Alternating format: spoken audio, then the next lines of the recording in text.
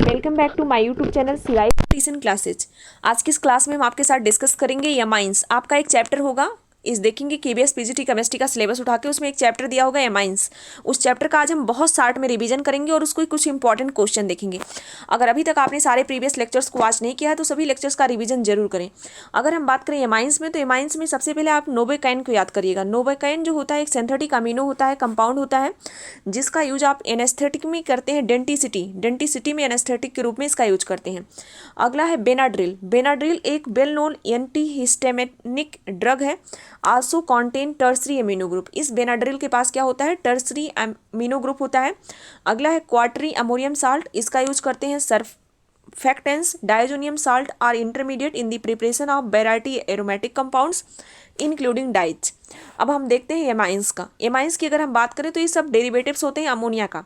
जो भी अमोनिया का अगर इस तरीके से अगर आपका अमोनिया मॉलिक्यूल्स हैं, 3 हाइड्रोजन इसमें लगे हैं, अगर इस हाइड्रोजन को हम रिप्लेस कर दें और एक एल्किल ग्रुप लगा दें तो हमारा एमाइन क्या बनेगा, 1 डिग्री।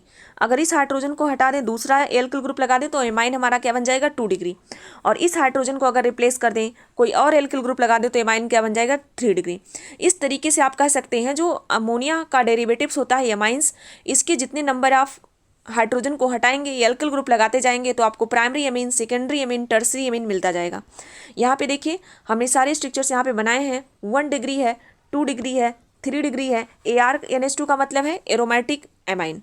ये सब यहाँ पे लिखे गए हैं। अगर हम बात करें स्ट्रक्चर ऑफ एमाइंस का, तो ये आपका एमाइंस है। इसके पास देख रहे हैं 3 बॉन्ड पेयर है, 1 लोन पेयर है। अगर 3 बॉन्ड पेयर 1 लोन पेयर है तो हाइब्रिडाइजेशन क्या होगा, sp3 होगा। sp3 हाइब्रिडाइजेशन होगा। और अगर हाइब्रिडाइजेशन sp3 है तो मॉलिक्यूल्स में लोन पेयर भी है, तो इसकी लोन पेयर की वजह से विस्पर थ्योरी कहती है कि लोन पेयर की वजह से बॉन्ड एंगल में चेंज होगी। तो जो बॉन्ड एंगल 109 डिग्री 28 मिनट मिलनी चाहिए थी वो नहीं मिलेगी, बॉन्ड एंगल थोड़ा सा इससे डाउन होगी। इसकी जो बॉन्ड एंगल होती है एमाइंस की वो 108 डिग्री होती है, तो इसको यहाँ पे याद कर लीजिएगा। अगर बताइए क्लासिफिकेशन देखिए, यहाँ पे लिखा गया है 1 डिग्री, 2 डिग्री, 3 डिग्री। इस तरीके से आप इसका क्लासिफिकेशन करते हैं। अगला देखेंगे किस तरीके से आप इसका प्रिपरेशन करते हैं। तो ammonolysis of alkyl halide. Alkyl halide की रिएक्शन अगर आप अमोनिया से कराते हैं तो पहले आपको प्राइमरी एमीन मिलता है। फर्दर प्राइमरी एमीन के साथ एल्किल हैलाइड की रिएक्शन कराते हैं तो आपको सेकेंडरी एमीन मिलता है। फिर सेकेंडरी एमीन की रिएक्शन अगर आप एल्किल हैलाइड से करते हैं तो आपको टर्सरी एमीन मिलता है। इस तरीके से अगर अमोनिया की रिएक्शन एल्किल हैलाइड से करेंगे तो आपको एमाइंस मिल जाएंगी। अगला रिएक्शन है, आप देखेंगे यहाँ पे नाइट्रो ग्रुप की रिएक्शन जो आपका है, इसको अगर आप रिएक्शन करा रहे हैं H2PD की प्रेजेंस में, एथेनॉल की प्रेजेंस में, तो NH2 में कन्वर्ट होगा। NO2 की रिएक्शन SCN प्लस HCl के साथ करा रहे हैं, Fe प्लस HCl के साथ, तो NH2 मिलेगा। इसी तरीके से अगर नाइट्राइल के प्रेजेंस में H2Ni की रिएक्शंस करा रहे हैं तो RCH2NH2 मिल जाएगा। अगला यहाँ पे आप देखेंगे लिथियम एल्युमिनियम हाइड्राइड की प्रेजेंस में अगर करा रहे हैं तो एमाइड जो है वो किस में कन्वर्ट हो जाएगा, एमीन्स में कन्वर्ट हो जाएगा। हमेशा याद रखिएगा एमाइड को अगर एमीन्स में कन्वर्ट करना है तो लिथियम एल्युमिनियम हाइड्राइड से रिएक्शंस कराइए तो आपका हो जाएगा। मोस्ट इंपॉर्टेंट रिएक्शन जो एमाइंस की है वो है गैब्रियल थैलेमाइड रिएक्शंस। 4 ऑप्शन दिए जाते हैं, पूछा जाता है कौन सा गैब्रियल थैलेमाइड रिएक्शंस को शो नहीं करेगा। सबसे पहले आपको क्या करना है, जितनी भी आपकी रिएक्शंस हैं केवल प्राइमरी एमीन्स ही बनेंगी। इससे जो भी गैब्रियल थैलेमाइड सिंथेसिस होगी उससे क्या करेंगे, केवल आप प्रिपरेशन करेंगे प्राइमरी एमीन का। सेकेंडरी और टर्सरी एमीन इस मेथड से नहीं बना सकते हैं। दूसरी बात, अगर एरोमेटिक प्राइमरी एमीन बनाना होगा तो भी इससे नहीं बनेगा, एक इसका ड्रॉबैक है। अब देखिए ये है आपका थैलिक एसिड।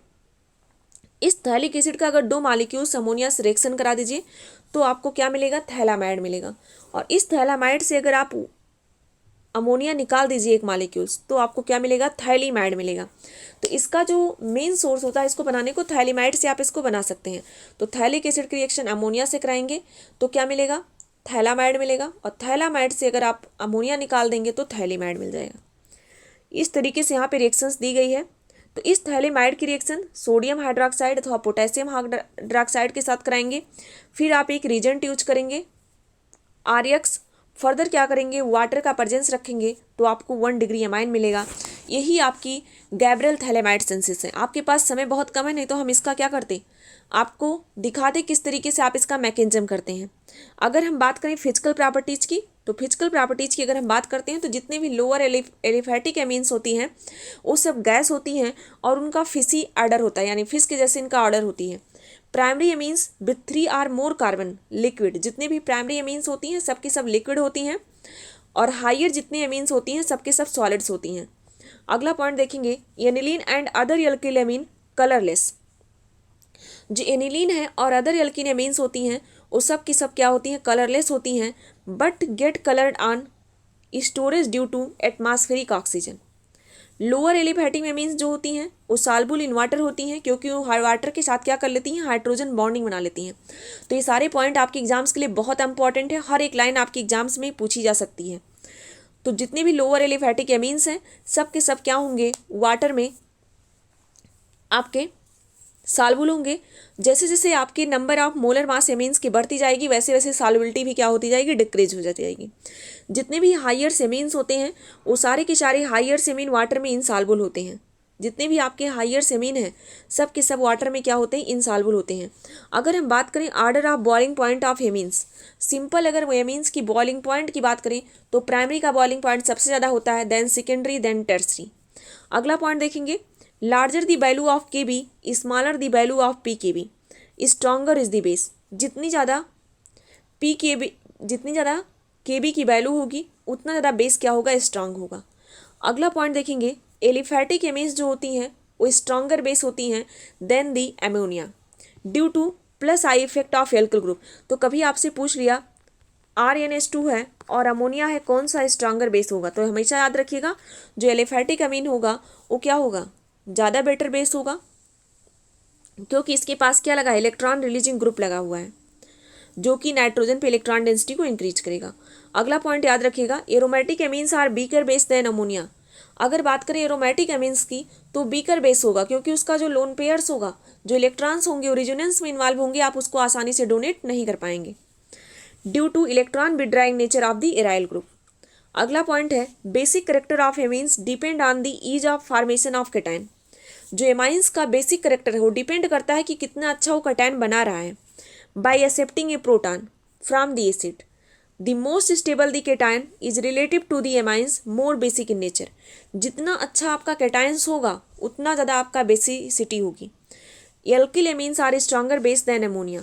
अगर एल्किल सेमीन है, कहीं CH3NH2 है तो क्या होगा, स्ट्रॉन्गर बेस होगा then compare of ammonia. Order of basicity of ammonia in gases phase, इसको वेरी वेरी इंपॉर्टेंट मार्क करिएगा क्योंकि ये बहुत एक्सेप्शनल केस है। अगर गैसियस फेज की बात करेंगे तो सिंपल वाला रूल्स लगाएंगे एमाइंस के केस में कि टर्सरी ज़्यादा होगा, फिर सेकेंडरी होगा, फिर क्या होगा आपका प्राइमरी होगा, इस तरीके से।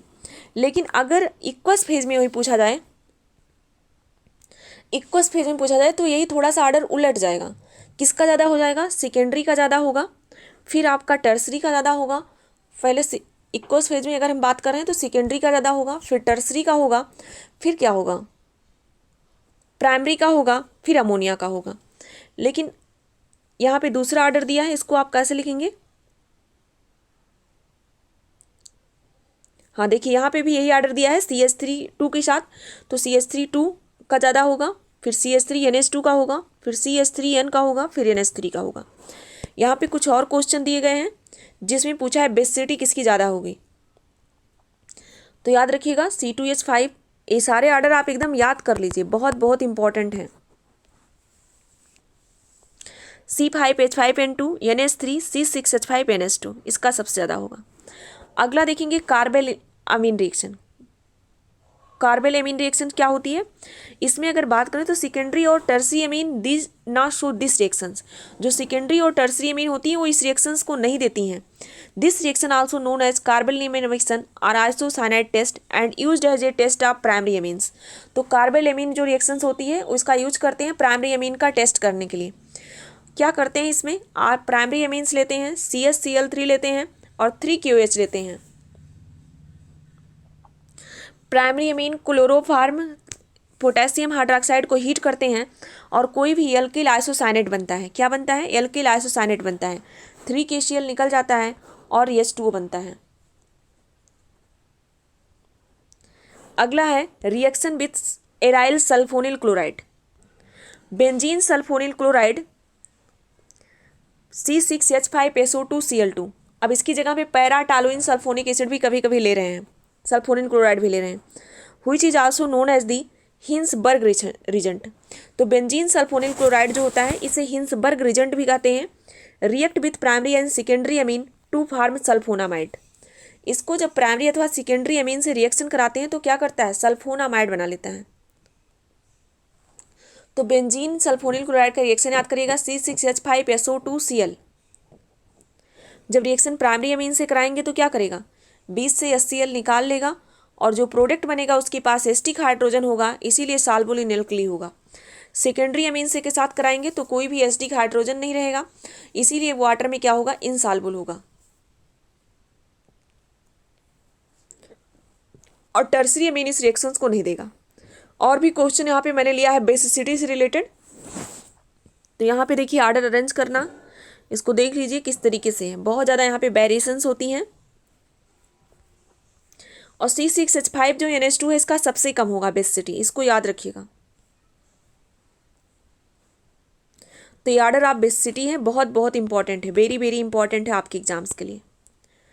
तो आपको गैब्रियल थैलेमाइड सिंथेसिस पता होना चाहिए कि केवल उसे प्राइमरी अमीन बना सकते हैं, वो भी एलिफैटिक प्राइमरी अमीन से, एरोमेटिक को भी नहीं बना सकते हैं। आइसोसाइनेट टेस्ट में भी आप केवल प्राइमरी का ही कर सकते हैं, सेकेंडरी का नहीं कर सकते हैं। इसके अलावा जो बेंजीन सल्फोनिल क्लोराइड है प्राइमरी में भी करेंगे, सेकेंडरी में भी करेंगे, लेकिन टर्सरी में वो नहीं होगा। एक और मेथड है इसको सेपरेट करने का एमीन्स को, वो क्या है, हाफमैन मेथड। हाफमैन मेथड में क्या होता है, एथाइल ऑक्जेलेट लेते हैं और एमाइन के साथ रिएक्शंस कराते हैं तो ऑक्जामाइट बनता है।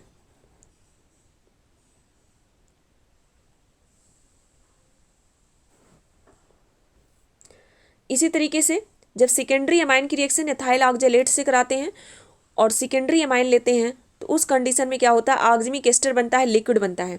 तो एक में तो सॉलिड बना, दूसरे में क्या बना, लिक्विड बना, और तीसरे में क्या होगा, अगर टर्सरी अमीन होगा तो रिएक्शन ही नहीं देगा। जब भी आप एथाइल ऑक्जेलेट डालेंगे इसमें तो क्या करेगा, रिएक्शन ही नहीं करेगा, इस बात का ध्यान रखेंगे।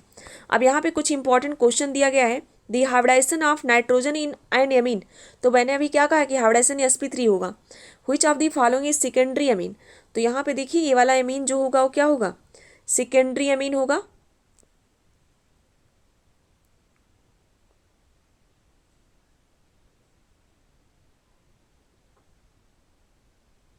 ये भी वैसे सेकेंडरी होगा। A sample of pure amine molecules is found to possess no intermolecular hydrogen bonding, this sample is most likely. वो कौन सा होगा, 3 डिग्री अमीन में कोई भी इंटरमालिकुलर हाइड्रोजन बॉन्डिंग नहीं पाई जाएगी क्योंकि उसके पास क्या है, ना हाइड्रोजन ही नहीं है। Which of the following is least soluble in water. कौन सा वाटर में क्या है, बहुत कम सॉल्युबल है। तो जैसे जैसे एमाइंस के नंबर्स बढ़ते जाते हैं वाटर में उसकी सॉल्युबिलिटी भी घटती जाती है, तो एनिलीन वाटर में क्या होगा, लीस्ट सॉल्युबल होगा। Which is the most soluble in water. तो मोस्ट सॉल्युबल इन वाटर की अगर बात करें तो ये वाला वाटर में क्या होगा, मोस्ट सॉल्युबल होगा। Which amine does not soluble in water. Amines form hydrogen bond with water, therefore all low molecular weights amines are soluble in water. Consider 1 degree, 2 degree and 3 degree amines, all the equivalent molecular weight, which amine most likely to have lowest boiling point। कौन सा होगा जिसका boiling point lowest होगा। 3 degree amine do not form hydrogen bond to one another, the 1 and 2 degree form can hydrogen bond themselves and there have higher boiling point than 3 degree amines. तो option third क्या है, right answer है। Which of the following have highest boiling point. तो triethyl amine. अगला है which of the following compound has highest boiling point. तो यहाँ पे 3 कंपाउंड दिए गए हैं, पूछ रहा है कि इसमें किसका बॉइलिंग पॉइंट हाईएस्ट होगा। तो बी वाला हाईएस्ट होगा। amines are fairly polar but they can boil temperature lower than those of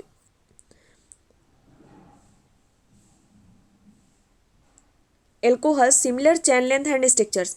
Amines do have higher boiling point than alkenes because they possess hydrogen bond donor and acceptor. Which of the molecules has the highest boiling point। किसका boiling point highest होगा। तो यहाँ पे option C क्या होगा, right answer. Amines are classified as weak bases. Which of the following is most stick. Basic, सबसे ज़्यादा basic कौन सा होगा, तो डाई मेथाइल एमीन होगा। एसीटामाइड रिएक्ट विथ Br2NaOH2 गिव। एसीटामाइड की रिएक्शन जब कराएंगे इसे तो क्या मिलेगा, मेथाइल एमीन मिलेगा।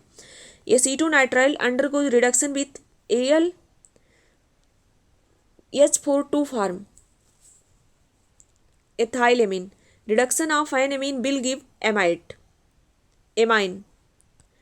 Alkyl halide react with ammonia in the presence of a base to form primary amines.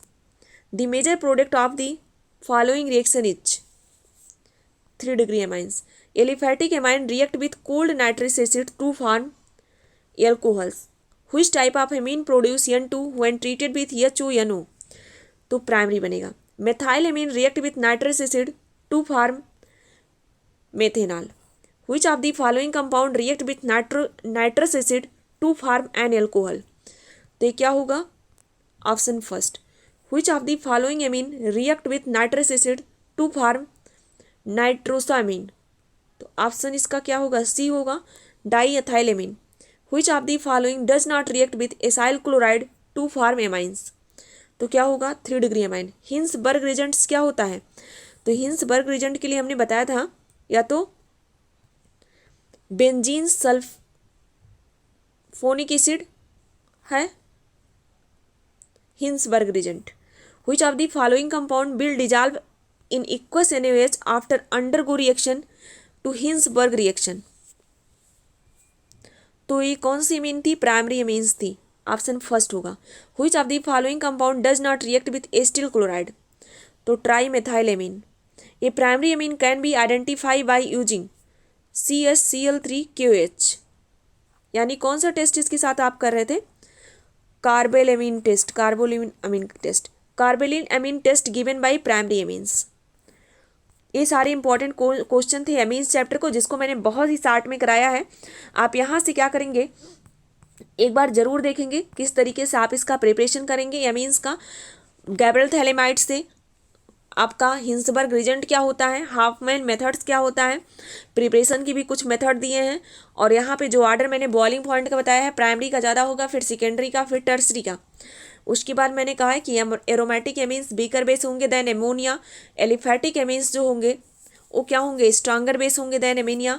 Order of basicity in gases phase में देखिएगा, और उसके बाद आप लिक्विड फेज में भी देखिएगा.